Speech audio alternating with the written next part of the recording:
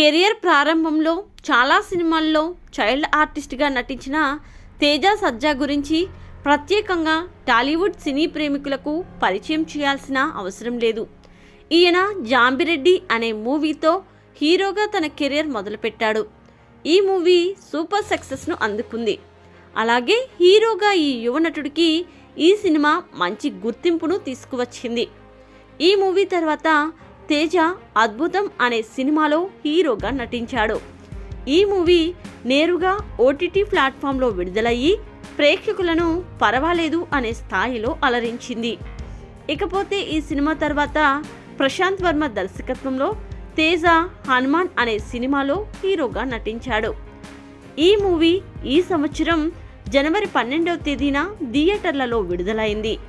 భారీ అంచనాల నడుమ ప్రపంచవ్యాప్తంగా విడుదలైన ఈ సినిమా ప్రేక్షకుల అంచనాలను మించి ఉండడంతో ఈ మూవీకి ఇప్పటికే 280 కోట్ల గ్రాస్ కలెక్షన్లు దక్కాయి.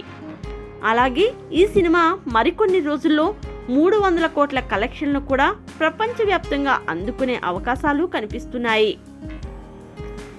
ఈ మూవీతో తేజాకి ఇండియా వ్యాప్తంగా గుర్తింపు లభించింది. ఇకపోతే తాజాగా ఈ నటుడు ఓ ఇంటర్వ్యూలో పాల్గొన్నాడు. ఆ ఇంటర్వ్యూలో భాగంగా తేజ మాట్లాడుతూ, హనుమాన్ సినిమా చేస్తున్న సమయంలో నాకు 70 నుండి 75 సినిమాల ఆఫర్లు వచ్చాయి. కాకపోతే ఈ సినిమా కోసం ఆ సినిమా ఆఫర్లను నేను రిజెక్ట్ చేశాను అని తెలియజేశాడు. ఇక తేజ తాజాగా చేసిన ఈ వ్యాఖ్యలు సోషల్ మీడియాలో వైరల్ అవుతున్నాయి.